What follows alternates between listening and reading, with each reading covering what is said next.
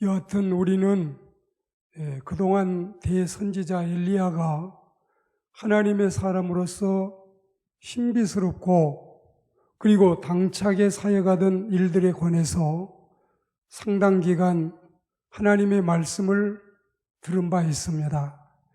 들에 있는 풀 한 포기에도 사연이 있다. 모든 인생마다 그 나름대로 소설이 있다고 치자면 사람의 한평생이 전편과 후편과 속편이 있을 터인데 엘리야의 일을 마지막 그의 승천 장면에서 장렬하게 맺고자 합니다.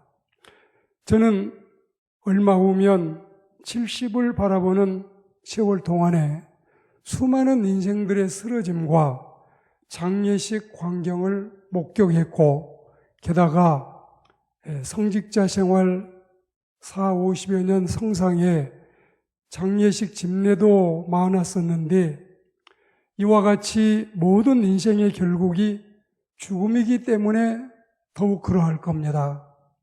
과연 아담과 하와의 후손이 970억이었다는 발표가 수십 년 전이었는데 이제 그 수는 불어나서 어림잡아 1000억의 인생이 출생했으리라고 여겨집니다. 그런데 그 수많은 인생들이 히브리서 9장 27절 말씀대로 한 번 죽는 것은 사람에게 정해진 것이요 그 후에는 심판이 있으리라 하신 대로 태어난 모든 생명이 결국은 죽어갔습니다.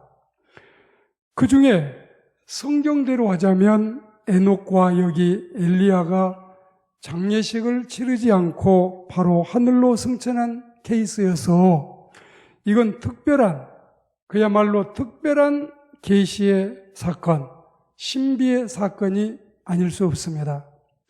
구약시대에 죽음을 보지 않고 하늘로 승천한 인물은 이 두 분 성인뿐이고 신약시대에는 예수님 단 한 분뿐인데 우리 예수님의 경우는 우리 모든 억조창생의 죄를 사하기 위해서 십자가에 달려 죽으셨고 또 장례식도 치렀고 무덤도 만들었지만 사흘 만에 죽은 자 가운데서 다시 살아나사 한 달 열흘 동안 부활하신 영체로 지상의 체류에 계시다가 500여 명이 목도한 가운데서 구름을 타고 하늘로 쑥쑥 승천해 올라가신 이런 계기가 또 이런 아름다운 모습을 우리에게 보여주었습니다.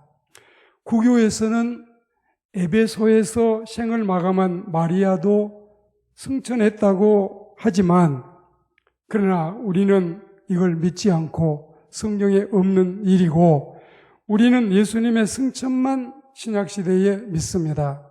마리아의 승천 주장은 천국 가서 우리가 성모 마리아에게 또 예수님께 직접 물어보아야 되겠습니다. 좋습니다. 이제 다시 본문으로 돌아와서 2장 1절에 여호와께서 회리바람으로 엘리야를 하늘로 올리고자 하실 때 이 회리바람, 회오리바람 그리고 2장 3절에 보시면 여호와께서 엘리사의 선생 엘리야를 머리 위로 데려가심에 대한 물음과 답변이 있습니다. 그리고 2장 11절에 가면 엘리야와 엘리사 두 사람이 길을 가며 말하더니 불수레와 불말들이 두 사람을 갈라놓고 엘리야가 회오리 바람으로 하늘로 올라가더라 이렇게 말씀했어요. 그러니까 이 시간에는 이와 같은 신비스러운 사건에 대해서 말씀을 듣고 우리도 이들의 영성과 또 우리 당대에 주님이 재림하신다면 어찌할까를 말씀을 통해 듣도록 하겠습니다. 하나님의 사람 엘리야는 자신의 승천에 앞서서 후임자 엘리사를 연단하기 위한 여행을 떠납니다. 둘이 여행을 떠나는 거죠. 길갈에서 베델로, 베델에서 여리고로, 또 여리고에서 요단으로 이어지는 험난하고 고달픈 여행을 하는 동안에 전임자 엘리야는 후임자 엘리사에게 여행을 포기하도록 수차례 종용을 해요. 무슨 뜻일까요? 사실 이때 엘리야의 포기 회유책은 제자 엘리사로 하여금 하나님의 종으로서의 정당한 자세, 신령한 자세를 시험하기 위한 테스트라고 볼 수 있어요. 이건 마치 예수님이 베드로에게 하나님의 나라를 위한 대업을 맡기면서 내가 이 사람들보다 나를 더 사랑하느냐고 3번씩 물으시던 예수님의 심정과 같을 겁니다. 엘리사는 이런 스승의 시험을 물론 당당하게 거뜬히 패스하고 통과합니다. 후일에 베드로도 예수님의 이 3번째 사랑의 문답에 부응하는 그런 사역을 하게 되지요. 그리고 우리가 여기서 깊이 주목할 점이 있어요. 그것은 엘리야가 자신의 승천을 자기 영광으로 남기지 않습니다. 오히려 후계자를 위한 증거로 남겼다는 사실입니다.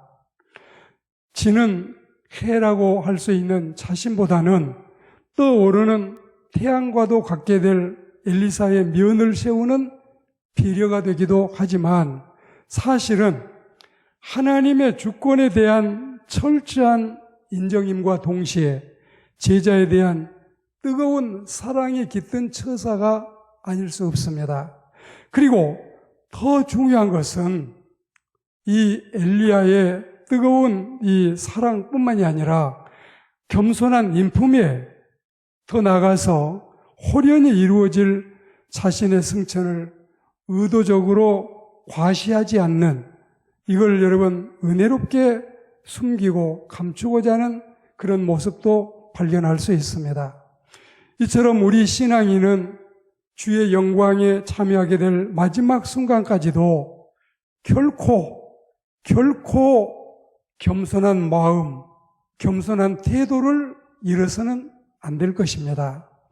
그리고 여기서 우리가 깨우치는 진리가 바로 엘리야의 승천이 우리 주 예수님의 승천에 대한 모형이라는 사실입니다. 첫째로 죽음을 보지 않고 승천한 이들의 영성을 우리가 배워야 되겠어요. 승천에 관해서라면 오늘 엘리야보다 더 먼저 승천하였던 에녹이 있었지만 또한 우리 예수님을 포함해서 이 세 분의 깊은 영성이 과연 어떠했을까요? 세상 참 믿음 하나 지키고 살기도 힘든 땅인데 거기에 더해서 신령하고 신비롭고 신심이 깊고 영성으로 살아가기가 얼마나 힘든 일일까요? 무엇이 보인다고 다 볼 수도 없고 무슨 소리가 들린다고 다 들을 수도 없고 사람들이 간다고 다 따라갈 수도 없고 대부분이 한다고 나도 덩달아 할 수도 없지요. 다 먹고 마신다고 우리도 다 따라 그렇게 할 수도 없고 세상 참 힘드네요. 그 옛날 세례 요한이나 사도 바울이나 폴리갑이나 어거스틴이나 프랜시스나 썬다싱이나 그리고 요한 번연이나 스펄전 목사나 D.L. 무디나 주기철 목사, 손양원 목사, 이용도 목사와 이세종, 이연필, 문중용 전도사 그리고 조지 물러와 토레이 신부 뿐만 아니겠습니다. 이성봉 목사와 이기풍 목사, 김중곤 목사 같은 영성 깊은 하나님의 사람들이 한없이 그립고 우리가 닮아가고픈 영성의 사람들이 아닐 수 없습니다. 어느 고요한 바닷가에서 외로이 살아가는 한 노인이 있었습니다. 지난 80여일 동안에 단 한 마리의 고기도 잡지 못했던 어느 날 갑자기 노인은 평생 처음 보는 크나큰 물고기를 만나게 됩니다. 대어지요. 그런데 그 큰 고기는 약한 노인에게 실로 힘에 붙인 상대였습니다. 그물을 벗어나려고 무서운 힘으로 덤비고 나오는데 지친 노인의 배를 끌고 다니는 고기와 노인 사이에 그야말로 사투가 벌어집니다. 그러나 그 큰 고기도, 그 큰 대어도 노인의 집념에는 당해낼 수 없었던지 그만 굴복하고 말았습니다. 그런데 기쁨도 잠시였지요.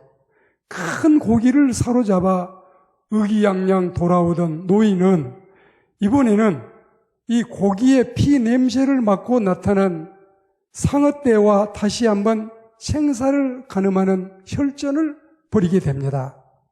엄청난 싸움이었지만 노인은 이번에도 승리해서 상어떼를 다 내쫓아내고 말았습니다. 그런데 이게 어찌된 일입니까? 이미 고기는 상어떼에게 다 뜯어먹히고 뼈만 앙상하게 남았습니다. 겨우 지치고 고난 몸으로 집에 돌아온 노인은 너무 허탈한 나머지 그 자리에 쓰러져서 죽음의 깊은 잠이 들고 말았습니다. 여러분, 이게 무슨 이야기일까요? 이게 바로 그 유명한 해밍웨이의 소설 노인과 바다의 줄거리가 아니겠습니까? 노인은 실로 대단했습니다. 엄청난 일을 해냈습니다. 그러나 종말은 너무 허무했습니다. 그런데 엘리야를 보셔요. 하나님의 종 엘리야를 보셔요. 그의 영성 깊은 삶은 허무하지 않았습니다. 지상의 삶이 하늘 천상으로 연결이 되었습니다. 노인은 그렇게 힘들게 애를 썼어도 결국 손에 쥔 것이 없었고 그로 인하여 결국은 죽음의 잠을 맞이할 수밖에 없었지만 엘리야의 생은 지금까지 수많은 우상과 싸우고 수많은 정적들과 싸우고 수많은 세상의 파도와 싸우면서도 마침내 아름다운 승리의 계가를 부르게 되는 이 멋진 광경을 여러분이 연상해 보시기 바랍니다. 그리고 두 번째로 우리도 생전에 주님이 오시면 공중에 휴거된다는 사실을 오늘 말씀에서 배워야 되겠습니다.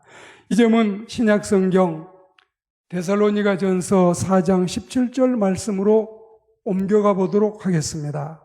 자, 데살로니가전서 4장 13절부터 주님의 재림과 주 안에서 잠든 자들의 부활과 그리고 살아서 주님을 믿고 있던 신자들의 휴거에 대한 말씀이 이어지고 있는데 4장 13절에서 17절 그리고 4장을 다 넘어서 5장 11절까지 이 말씀이 이어지고 있지 않아요?